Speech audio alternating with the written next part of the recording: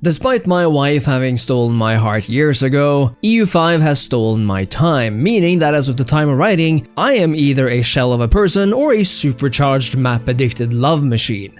I'll leave the sorting out of that up to you. What is certain, however, is that EU5's billion features do not always work as well as they should, and in a game as complex as this one, that is to the player's detriment. And so in this video, I am laying down the top ugliest features of EU5 in no particular order, in the hopes that they get addressed and fixed sooner rather than later. Feature number 1. The Catholic Church's Papal Bulls. And it's a 2-for-1 here. Having the Catholic Church being an intricate, dynamic, and complex organization is vital in EU5, but so far it's only halfway there. For now though, I want to start with what pains me the most, namely the Papal Bulls and how they work.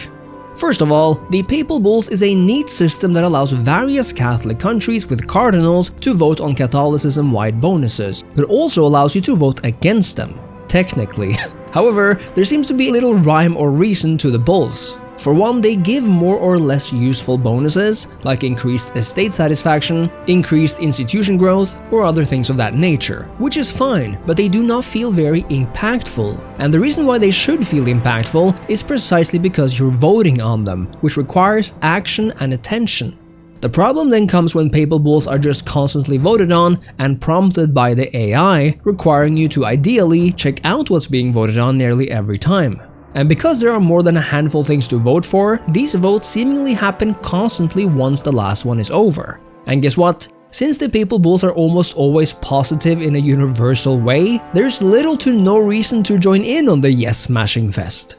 The only time I really see it being a game of intrigue is when you can vote for the bull that lends the Emperor more imperial authority, but it always seems to pass anyway for some reason, which basically all of the bulls do regardless. In other words, the Papal Bull situation is more or less useless as both a roleplay mechanic and a grand political intrigue tool, and should definitely be revisited. The second part of this feature is the fact that all the Papal Bulls have special names, Latin ones, without their actual effects readily available.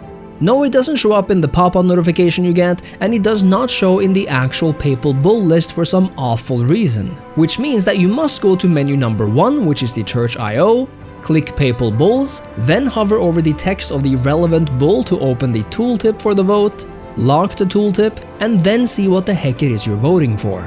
That means you're basically going through 4 menus to find what should have been obvious from a pop-up notification, and I cannot do it any longer. Please Paradox, fix this one. Feature number 2 is very closely linked to the Papal Bull voting, namely the voting and general sense of the Holy Roman Empire. The Holy Roman Empire is essentially based on voting for an emperor, voting for privileges and imperial edicts or whatnot in order for things to centralize or decentralize. The way it works now though is that it seems like the HRE never gets anywhere, because the emperor and the subjects keep voting to remain decentralized ad infinity.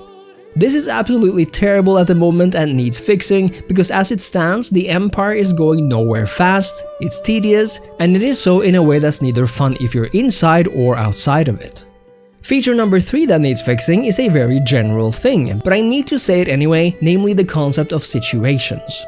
Situations are great in that they form these unique historical events that can last over the span of decades in various parts of the world, helping to create a sense of actual playing through important parts of history. In a mechanic for mechanic way, this is kind of EU5's version of missions or even journal entries, where instead of faction-specific trees, you have these encompassing situations. In theory, it sounds good. However, in practice, many if not all of EU5 situations are either undercooked or sadly just completely bonkers. Just for some context, 2 of the best situations in EU5 in my opinion are the 100 Years' War and the Italian Wars. The reason for this is that they both have fairly clearly well-designed options for the participating countries, meaning that whereas the 100 Years' War actually has a cool feature that allows you to call in outside support if you are attacked, the Italian Wars allows you, for example, to declare your intention to campaign and pay money for an instant claim in the region. It even has these awesome symbols for the various leagues in the war. However, situations, and even the ones I mentioned, desperately need more dynamic and unique events associated with them, even more gameplay options, and for many of the situations, some serious basic fixing. Take one look at the Treaty of Tortillas situation, or whatever it's called in your game, and you'll see that this menu tells you very little, if nothing, about what's actually going on, how to influence things, or just, how to do anything really, especially if you're not playing as either Portugal or Castile. The event most players will encounter long before that one though is the Western Schism, where the battle for the papacy is fought between the Papal States and France. Sadly, the event itself is practically useless to anyone not France or the Papal States, and if you happen to be France, there is very little to do as well, especially if you don't know this one simple trick. You see, this event is about gaining the most favor from the Catholic fold to sort of establish your guy as the one true pope. But the thing is, the situation UI makes it seem like that vote is a matter of getting the favor of the countries with cardinals. But no, my friend.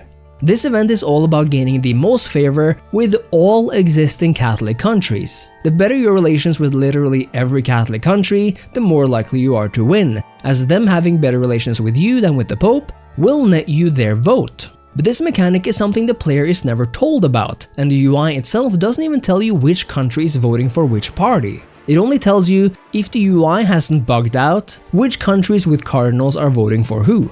In other words, while some situations are certainly better than others, some are completely broken or manage to give the player completely misleading information, which honestly I don't know what's worse.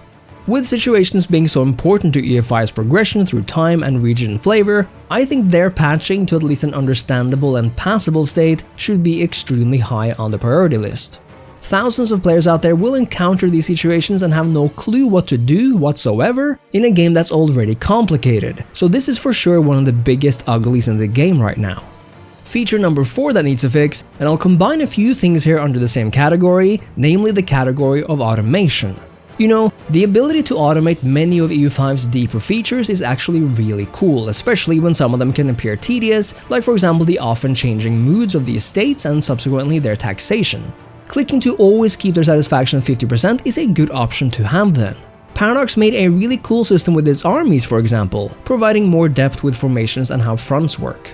However, the need for the player, no matter what, to really have to click balance formations when you combine several units into one is absolutely bonkers. There should definitely be an option to auto-optimize, or in a basic way auto-balance unit fronts so you're not immediately outflanked by an enemy if you forgot to do so. There could of course be things the player could do to manually improve upon the automation if they wanted to, but regardless, automating front balancing should be in the game. The same goes for managing children's education or the royal marriages of certain characters. While I do enjoy micromanaging the education of my immediate heir or two, or indeed manage the marriages of my heir or immediate children, there comes a point when you'll be dealing with these things almost constantly, and that could really use at least an automation option. Feature number 5, and let us talk about the pop-ups. EU5 has a lot of pop-ups, and of course that's important. You'd like to know when certain important people die, when votes are open for voting, and so on and so forth, but the way the game works right now in this department is just not good. Later in the game you'll get almost constant pop-ups of seemingly random people in your realm dying. Thanks to the Curia voting, which we talked about earlier being the way it is, thanks to AI or league members constantly wanting to vote on a new set of defense or offensive laws and so on, you're constantly getting pop-ups of notifications that you do want to get, but that at this point just comes across as massive spam. As such, I'd love for the game to only give me relevant death notifications, so say just for cabinet members and close family members like a spouse and children, or a nice way to toggle this in the settings. As for the Curia and Union Partner law event spam, that's something I hope will be fixed soon, which of course would lessen the impact of the feeling of event spam by a lot. The 6th feature I will be talking about today is EU5's managing of international organizations and personal unions in particular. The personal union is a very cool feature, allowing you in the best of circumstances to play out the dynastic intrigue and marriage game without bloodshed, in order to become the overlord of a whole different nation. Sometimes it happens through a war and a claim throne casus belli, which is also cool. However, the main difference between personal unions and regular overlords and vassalships is that a PU is more fluid, initially has no senior partner, and integration requires a lengthy process of voting for further integration. The thing is though, that these votes, their length and content are the same no matter who you play, or no matter the personal union you are in. What begins as a fairly cool concept is therefore turned into tedium and repetition, and that is the case no matter the size of the junior partner you're trying to integrate. Worst case, your union partner is big enough to make it virtually impossible to integrate them within an acceptable gameplay timeframe, which I think would be reasonable to fall somewhere between 1 to 30 years. But honestly, the whole system of annexing a junior partner should be changed, functioning instead as a semi-instant act of union parliament, and such a parliament already exists in the game by the way, and after you pass enough union laws in parliament, rather than functioning the same way as any other vassal annexation. Feature number 7, and we have to talk about that soundtrack.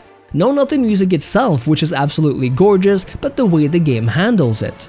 EU5 has gone for sound design that seeks to emphasize when times are intense, and slow it down when times are not. This is a design choice more common in action-adventure games, I'd say, even though Paradox games have always switched up the music once the previous track is done, to something more warlike if you happen to be at war and so on. This time though, the more dynamic design choice doesn't work. The music is often too loud or too quiet, peaking at seemingly random junctions when you open a particular menu or get a pop-up. The experience is just not great, even though it is fascinating to hear the different versions of the song they have made, which changes in percussion and intensity as a reaction to game events. However, my experience with EU5 soundtrack was elevated infinitely when I bit the bullet and began listening to the music on Spotify with shuffle and repeat, while the game is open. It gave me arguably the best versions of each song to completion, with no weird fluctuations or interruptions, just as I like it from every game from CK2 to Victoria 3. Of course not counting CK3, because that game also has a big issue with dynamic sounds and cutting songs off when a new event opens. In other words, Paradox must work hard to fix the audio design as it currently works. But honestly, I would much rather they gave us the option to simply listening to the tracks in full, still reacting to the overall game situation you're in, but without cutting off what was previously playing, and certainly without the fluctuations in volume. Lastly, feature number 8 is something I believe should have never been a thing, because Paradox already practically fixed this. The fact that achievements cannot be made with virtually any mod present is a scandal, and is a lesson both CK3, Imperator Rome, and Victoria 3, meaning all of their latest grand strategy games for the past 6 years, already learned. A likely insignificant amount of people use mods to get achievements. In fact, most mods tend to change visual things or even make the game harder. And when considering the fact that the game itself can bug out to provide you a ton of achievements you were nowhere near getting, or that you can hack Steam itself to give you achievements anyway, this no achievements with mods feature feels unnecessary and archaic. Not because an old thing cannot be good, but because it simply railroads the player into not having fun with the mods they want to use to make the game even more fun for them. I see how people can counter with the argument that why do you need achievements when you can have fun with mods anyway, but I think this leads to a larger argument about achievements in particular and their psychological impact on the player.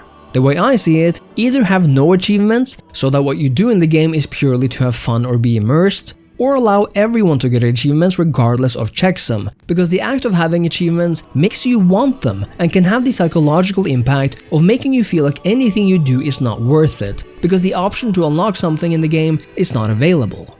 Those were, in my opinion, the ugliest and most pressing issues in EU5 right now, things I hope Paradox chooses to fix sooner rather than later. Do you have any most hated features, or do you mostly agree with me? Let me know in the comments, and make sure to leave a like and subscribe to the channel. Thank you so much for watching, and I'll see you next time. Cheers!